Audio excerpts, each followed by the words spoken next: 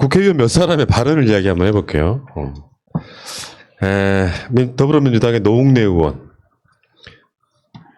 176석은 힘으로 밀어붙이라는 뜻이 아니라 야당의 협력을 이끌어 일하라는 뜻이다. 지금의 상황은 결코 바람직한 것이 아니다.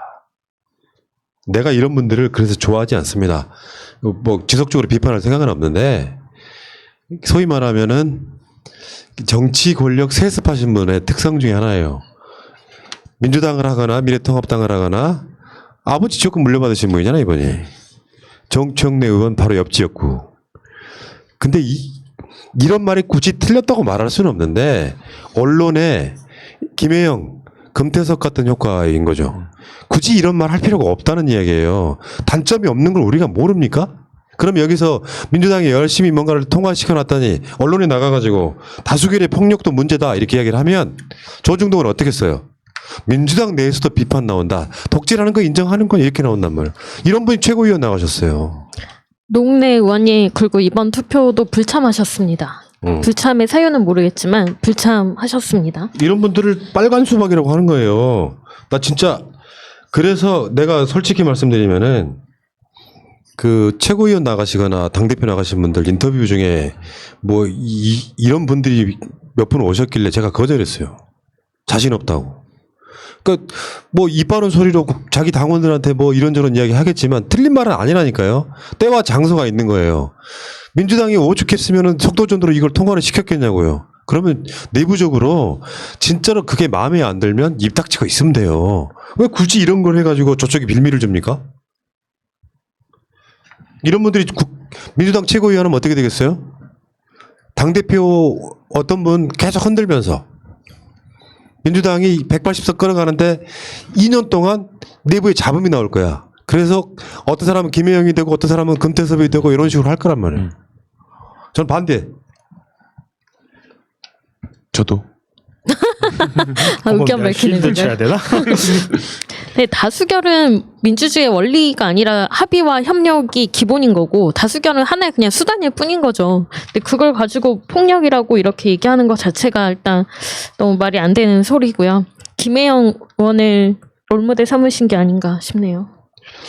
아마 그 아버지이셨던 노승환 의원이 국회 부의장까지 하신 분인 걸로 알고 있거든요.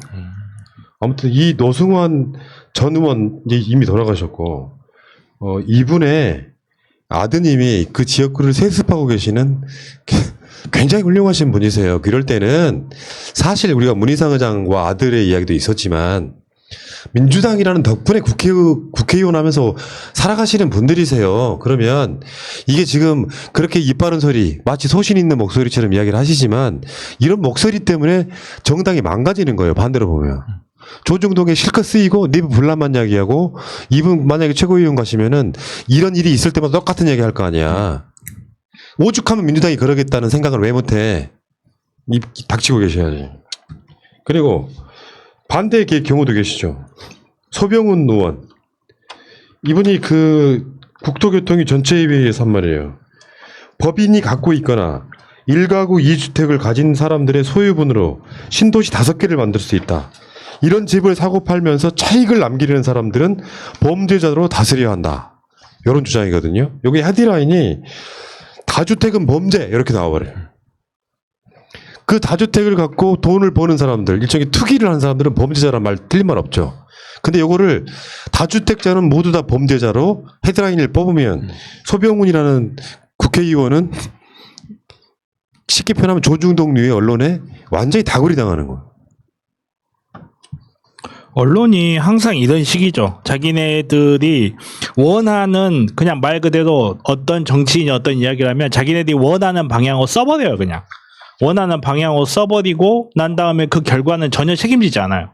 전혀 책임지지 않고 저는 이제 이번 조국 교수님 사태 이후로 가장 우리나라의 적폐의 근원으로서 주목을 받고 있는 것이 사실 언론이죠. 언론.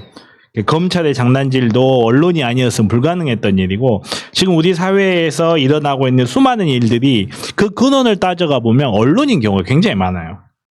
이 다주택은 범죄다라는 말은 정말 서병훈 의원이 한 말에 그냥 뼈대는 다 버려버리고 자기들이 원하는 말만 딱 취소내버린 거거든요. 딱두개 가져와가지고. 마음표예요. 그래서 이렇게 자기가 원치 않는 정치 집단에 어떤 프레임을 씌우기 위한 아주 비열한 방법이죠. 그러니까 이거는 제대로 된 맥락은 뭐냐면 투기꾼들 반사회적 범죄로 처벌해야 된다. 이런 이야기 맥락이 틀린 말 없잖아. 그런데 다주택자는 범죄자. 이런 식으로 몰아가는 건 얼마나 억울하겠습니까? 서병훈 의원 입장에서 보면. 말도 안 되는 거고요. 김부겸 의원이 한 말 있어요. 나는 김부겸 의원은 사실 뭐 호불호가 있는 정치인이라고 하지만 나는 김부겸 의원 되게 좋아하거든요. 아싸리에서 좋아. 그러니까 김부겸 의원은 저번에 대구에 선거 나갔을 때 이번 말고 저번에 네. 그 연설 되게 유명하잖아요. 문재인 뭐 어쩌고저쩌고 막 하면서 대구 사람들 막 꾸짖는 거. 이번에 그런 이야기 했어요. 주호영의 강남 집값이 오르는 사이에 대구 아파트 값은 내렸다. 실제로 그렇지 대구 이야기 해봐요. 대구 집값도 올랐습니까? 대구도 이게 집값이 오른 데는 올랐는데요. 여러분이 그러니까 예전보다는 많이 올랐어요. 예전에 대구가 5년 전만 해도 미분양 아파트가 수성구에 있는 데가 30% 한해까지 나왔거든요. 7년 전에는 40%까지 나왔습니다. 근데 그런 아파트가 뭐 50억짜리가 지금 13억, 14억 됐는데, 그리고 어떻게 보면 오른다는 것보다 보합이죠. 그러니까 주호영이 23억까지는 오른 적은 없어요. 없는 일도 없고, 그만큼 지방이 어렵다는 것을 저는 김부겸 전 의원이 말씀해주고 싶은 거예요. 지방 그러지 않는 데에 대해서 주호영 의원이 그랬잖아요. 뭐냐면 이게 어저께도 그랬어요. 문재인 대통령이 집값 올렸다. 말도 안 되는 거예요. 옛날에 새누리당 때 주택 3법으로 분양권 세 개까지 할 수 있는 것 있잖아요. 그런 걸 3법 때문에 자기가 차익이 난 건데 지금 다 프레임은 문재인 정부 탓을 하는 거죠. 제가 볼 때도 부동산 정책은 한 3년 정도 있다가 효과가 나타나는 거 보거든요. 지금의 정책도 그런 거고 실질적으로도 그치. 예, 김부겸 의원 하긴 말해요. 자기 지역구부터 좀 하고 한 다음에 하는 거지. 진짜 집도 없잖아요 지금요. 주호영 의원 제가 알기로는 대구 집 없습니다. 그러니까 여기에서 저는 중요한 포인트는 대구 집값이 떨어졌다. 이거는 단지 이렇게 주호영의 재산 상태에 대한 그런 문제를 떠나서 주호영이 대구 지역구잖아요. 수성구였나요? 수성구 지역구인데 도대체 너는 의정 활동을 어떻게 했길래 너를 뽑아준 대구 지역은 사실 아파트 가격이 올라간다는 것도 올라가고 떨어지는 경기랑도 관련이 있거든요. 밀접하게. 그러면 지금 이 상황에서 대구의 아파트 값이 떨어졌다는 거는 대구 경기가 정말 그만큼 안 좋아졌다는 거거든요. 근데 그러면 도대체 주호영 의원이라는 사람은 뭘 했길래 너가 지역구가 아닌 곳에서 다른 곳에 그 집값은 그렇게 올릴 그 시간에 대구를 위해서 도대체 무슨 일을 하고 있느냐라는 질책이 숨어 있다고 봅니다. 도대체 대구를 위해서 무슨 일을 했고 대구 경기가 이 모양인데 너는 도대체 뭘 했냐 이걸 저는 묻고 싶은 거라고 생각하고 거기에 대해서 저는 답변을 해야 된다고 봅니다. 네. 그러니까 뭐 약간 이제 미리 주호영 이야기도 나왔지만 이런 좀 양심 없는 자들 내가 오늘 제일 분노했던 게 그건데 어쨌건 지금 김부겸 의원은 이제 뭐 당대표 경선 나온 측면도 있지만 오늘 제일 시원했던 건 그거였어요.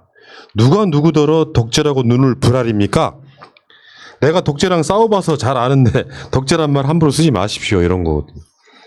실제로 독재했던 세력이 정상적 민주주의가 돌아가는데 법대로 의석수대로 뭔가 법을 집행을 하면 독재라고 싸우는 독재라고 막 말을 하는 김부겸 입장에서는 그게 굉장히 분노스러울 만도 하다 이런 생각이 드는데 어디서 독재라고 눈을 부라립니까? 이 독재 프레임을 안 먹힌다는 거는 이미 알고 있어요. 황교안이 그런 표현 되게 많이 썼거든요. 문재인 정부 뭐 독재 이런 표현을. 근데 독재 프레임은 안 먹혀요. 대한민국 사람들한테. 독재했던 놈들이 독재라고 이야기를 하고 사실 문재인 정부는 어떻게 보면 맥락상 니들이 하고 싶은 대로 다 해봐. 이게 다른 말로 독재예요. 그래서 180석을 준 거란 말이야. 왜 줬겠냐고. 민주당이 과반이 안 된 상태로 국회를 끌어가려다 보니 또 과반도 안 되는 것들이 계속 발목 잡으면서 법 하나 통과시키는데 막 보셨잖아요. 패스트트랙 하나 10개월 걸리고 막 이러면서 겨우 국회 말에 가서야 법 몇 개 통과시키는 상황이었단 말이에요. 그런 상황에서 민주당한테 180석을 줬어. 그 의미는 독재라는 표현을 받아들이면 안 되고 민의 국민의 뜻이라고 받아들이고 그걸 수용해야 되는데 그러니까 민주당이 마음만 먹으면은 무슨 법인지 통과시킬 수 있다는 전제하에 어떤 토론을 통해 가지고 이 법을 이렇게 통과시키면 안 됩니다를 국민한테 알려내는 방법밖에 이 사람들이 할 수 있는 건 없어요. 개인들이 예를 들어서 국회의원으로서 아무리 103석 뭐 찌끄러기 해갖고 110석을 다 모아봐야 국회에서 어떤 것도 자신들이 다수결이 그 과반의 의결을 할 수 없다는 걸 알면 자신들의 뜻을 알려내는 게 중요한 거지 민주당이 통과시키는 법에 대해서 독재라고 표현할 수는 없는 거예요. 심지어 독재자의 후예들이 아니 같이 독재를 했던 놈들이 특정 순간에서 뭐 독재라는 표현을 쓰면 되겠습니까? 어디서 누가 누구더러 독재라고 눈을 부라립니까? 표현은 굉장히 시원했다 이렇게. 그러니까 김부겸 의원 입장에서 그렇고 현재 대구 지역 같은 경우는 총 의원 수가 12석인데요.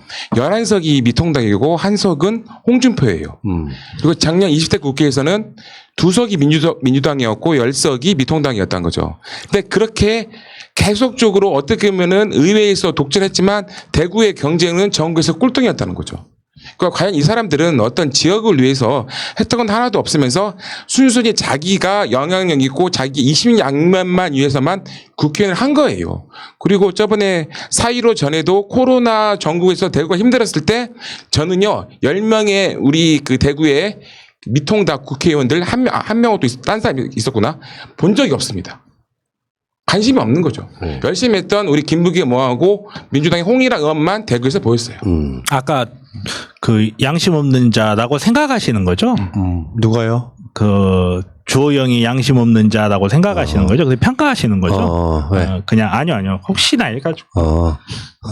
네, 그냥 평가를 하시는 거죠. 네. 그러면 저 그쪽에서 앙심을 품겠지. 네. 아, 또 변호사 영업하고 있네, 또 이제. 영업을 안 하려고 지금 이러는 거죠. 지금 독재 정권이면 언론에서 이렇게 정부 비판을 할 수도 없는 일이고 조국 장관에 대한 그런 일들이 일어났었어도 안 됐겠죠. 지금 말도 안 되는 소리를 계속 독재라는 건 자기들끼리만 먹히는 얘기고 유튜브도 못 보겠죠. 지금 우익 채널 유튜브도 독재 정권이었으면. 예. 물귀신처럼 같이 빠져 죽자고 하지 마라. 그 피해가 국민에게 돌아간다. 미래통합당이 민주주의의 기본 작동 원리부터 다시 생각하라. 이렇게 독재라는 게 먹히지도 않을 뿐더러 멍청한 프레임이라니까요. 차라리 자신들의 지지층에 호소하면 되죠. 집주인들이 붕괴하라까지 내가 이해할 수 있어. 근데 요거 말도 안 되는 것 같고 오늘 제일 분노했던 건 이 같은 지역구에 당락이 갈려서 현역의원 되고 한 사람 떨어진 그 상황이잖아요. 주호영이 이기고 김부겸이 떨어진 거잖아. 근데 아까 말씀하신 거 좀 더 짚고 갈게요. 23억을 내가 번 건 문재인 정권 때다. 그런데 찌질하게 책임 전가하고 있다. 이런 인터뷰를 한 군데서만 한 게 아니라 어쩜 이렇게 뻔뻔할 수가 있지? 왜냐면 주호영이 그 법을 통과시키는데 참여한 사람이 아니라면 그나마 좀 나아요. 그 법을 통과시켜서 자기 이익을 위해서 결국에는 아까 말한 것처럼 부동산 정책은 최소 3년 정도 지나야 효과가 생긴다고 하면 문재인 정부에 3년 지났잖아요. 그러면 사실은 그게 이명박근혜 때의 효과로 올랐다고 보는 게 맞을 텐데 문재인 정부가 들어서 가지고 23억 올랐으니까 나는 책임 없다. 법을 통과시켰던 지는 책임이 없고 이걸 찌질하게 자기를 공격한다 이런 이야기예요. 세상에 이런 뻔뻔한 놈이 있습니까? 찌질하게 책임을 전가하는 게 누군지 다시 한번 생각해 봐야죠. 누구한테 지금 사실 책임도 아니죠. 본인이 이득만 다 따먹고 과실만 다 따먹고 거기에 대한 정치적 책임을 오히려 지금 문정권에다가 전가를 하려고는 행위를 하면서 어디서 찌질하게 책임을 전가한다는 이런 말을 할 수 있는지 정말 어떻게 보면 정말 얼굴에 공구리로 통스텐을 깔으셨나 이런 생각이 들 정도로 참 대단한 발언이에요. 저는 이런 생각을 해봤어요. 23억을 자기는 억울하게 번 거라고 했잖아요, 지금요. 억울하게 벌었으면 억울하게 번 거예요. 문재인 대통령 때 억울하게 번 돈이기 때문에 그 번 돈을 사회에다가 환원하면 이분이 나는 대선 추적까지 가지 않을까라는 생각은 합니다. 그래야죠. 근데 못 간다고 봅니다. 얼마를 환원해도. 근데 이야기 들어보니까 실제로는 그 아파트 안 팔겠다. 지금 그 인터뷰들 보면 이런 얘기가 나와요. 문재인 정권에 고맙다고 해야 할지 웃기면서도 슬픈 사정이다. 좋으면서 왜들 이래. 자기들 재산 가치가 올랐는데 좋은 거잖아요. 심지어 지가 참여한 표결을 통해서 올랐는데 이게 어떻게 문재인 정권의 탓입니까? 지가 지 집값 올리려고 표결에 참여한 거잖아. 정확히 말하면 찌질한 게 아니라 이건 사악한 거지. 인간들 진짜 못해 참아오세요. 한 분 더 있어요. 곽선도 의원도 저번에 우리 문재인 대통령 자녀분이 차액이 돼서 돈을 벌었다고 했잖아요. 근데 보니까 말하니까 왜 나한테 뭐라고 하냐. 문재인 대통령한테 말해라. 이분도 그거 그냥 억울하게 번 거니까 환원하세요. 사회에다가. 2014년에 부동산 3법 통과시킬 때 분양가 상한제 폐지도 있었지만 그 조합원들의 3주택 허용도 있었어요. 그래서 그때 재건축하고 새 아파트 2채를 더 분양받았거든요. 그래서 이렇게 재산이 많은 거고 드디어 이제 검색어에 주호영 치면은 23억이 샵 따라오더라고요. 주호영 23. 이게 이런 거지. 민주당 정권이 잘못돼서 1, 2년 사이에 가격이 올랐다라고 하는 논리의 허점이 있어요.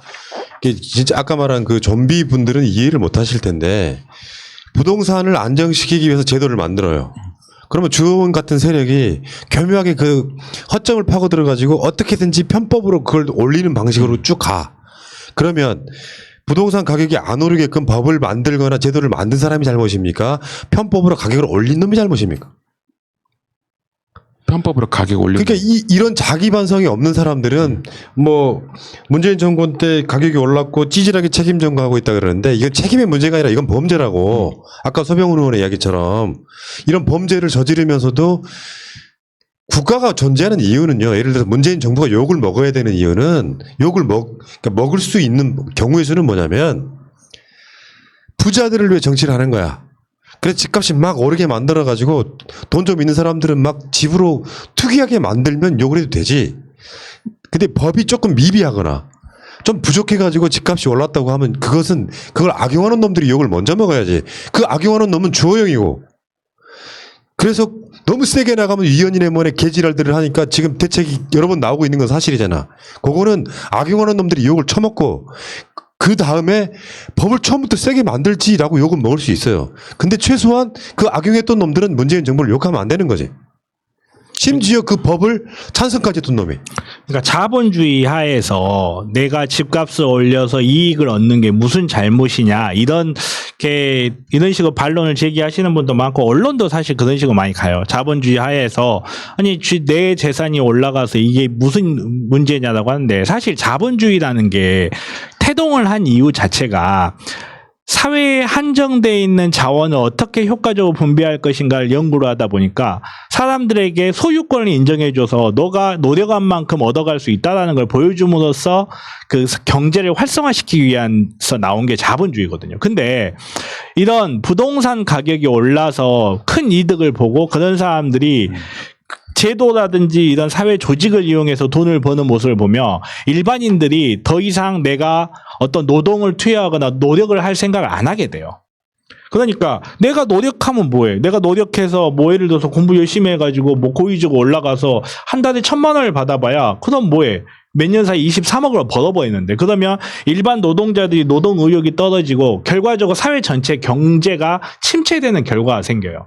이런 결과를 예방하기 위해서 야 그러면 너네가 얻은 그 이득은 국가와 사회가 만들어준 거다. 네가 노력해서 만든 게 아니다. 그러니까 상당 부분을 세금을 통해서 받아가고 이 세금을 통해서 얻어진 재원으로 이 사회의 이득으로부터 외면된 그 일반인들에게 그 이득을 나눠주는 방식으로 사회가 순환이 되는 거거든요. 근데 이거를 부인하고 자기네들이 얻은 이득은 그냥 그대로 취하고 그리고 거기에 대해 보유세, 소득세 등의 세금을 반대하는 거는 그냥 이득은 내가 먹겠다는 그 발상 이상도 이하도 아니고 반자본주의적 사고예요. 그거야말로. 근데 이거에 대해서 어떤 지적도 없어요. 23억을 벌고 230억을 벌고 그냥 돈 많아서 벌었다. 이거밖에 이야기가 없지. 더 이상 예. 뭐 이야기가 나가지 않아. 특히 언론이. 주호영의 논리가 그거야. 도둑질한 도둑놈이 도둑질 당한 사람한테 너는 왜 도둑질 당했어라고 비난하는 경우예요. 근데 도둑은요. 경찰 10명이 있어도 못 막습니다. 도둑이 언제 어디로 들어올지를 모르기 때문에 그런 거야. 그러니까 촘촘하게 울타리를 쌓고 경찰이 지키고 하는 과정이 더 튼튼해지는 과정이라고 보시면 돼요. 그러면서 뭐 우리가 민주당이 그렇기 때문에 조금이라도 더 물샐 틈을 막기 위해서 속도전으로 법을 딱 처리하면은 독재다라고 이야기를 하는 거지. 말도 안 되는 짓거리들을 하고 있습니다. 주호영은 내가 봤을 때 이런 사건을 통해서 원내대표의 나는 의미를 잃었다고 생각해요. 저런 놈이 지금 민주당에서 김태년 원내대표랑 협상하는 대상자가 돼 있다는 게 가장 꼴사납고 웃긴 이야기죠. 이렇게 되면 어떻게 되냐면 주호영에 대한 비호감도가 커지죠. 그럼 민주당 지지층 입장에서는 주호영에 대한 비호감도로 계속 공격하게 돼요. 김태년 자체가 주호영을 협상 파트너로 생각하기 어려워집니다.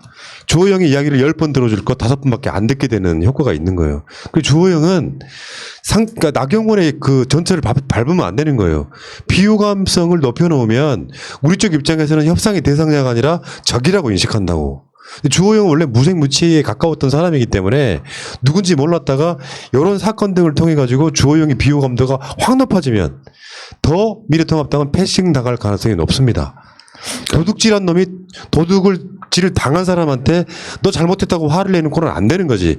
일반 관련 없는 국민 입장에서 왜 도둑질 당했냐고 욕할 수도 있고, 하지만 도둑질한 놈을 먼저 욕하는 게 맞죠.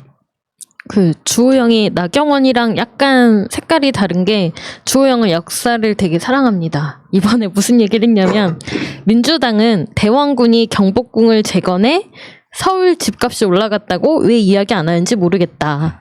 지난번에 그 절에 갔을 때는 뭐 이순신 얘기를 했잖아요. 이런 식으로 역사적인 이야기를 끌어오는데 그게 이거랑 무슨 상관이 있는지 모르겠고, 대원군이 경복궁을 재건해서 지금 서울 집값이 올라간 거라고 하네요.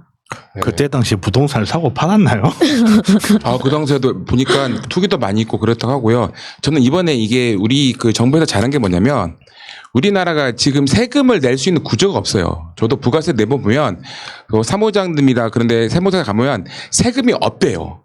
세금 없는데 가장 세원을 할 수 있는 방법이 뭐냐면 양도소득세 불로소득이잖아요. 거기에서 중과를 해가지고 세금을 걷어주는 방법이 전체에 있는 우리 진짜 열심히 살고 있는 국민들이 최소한의 세금을 내는 방법이고, 그리고 불로소득의 금액이 크잖아요. 그게 안정적인 세원에 확보를 할 수 있는 가장 좋은 방법이라고 하더라고요.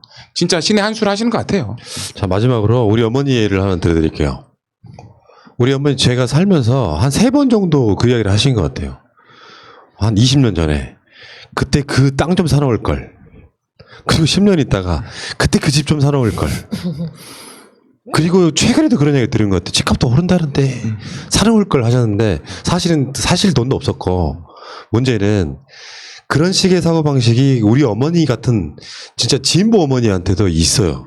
대한민국 사회가 그렇습니다. 그런데 아까 그런 얘기 했잖아. 집주인 중에는 좋은 사람들 많아요. 그런 분들이 진짜로 민주주의를 끌어가는 원동력이라고 생각합니다.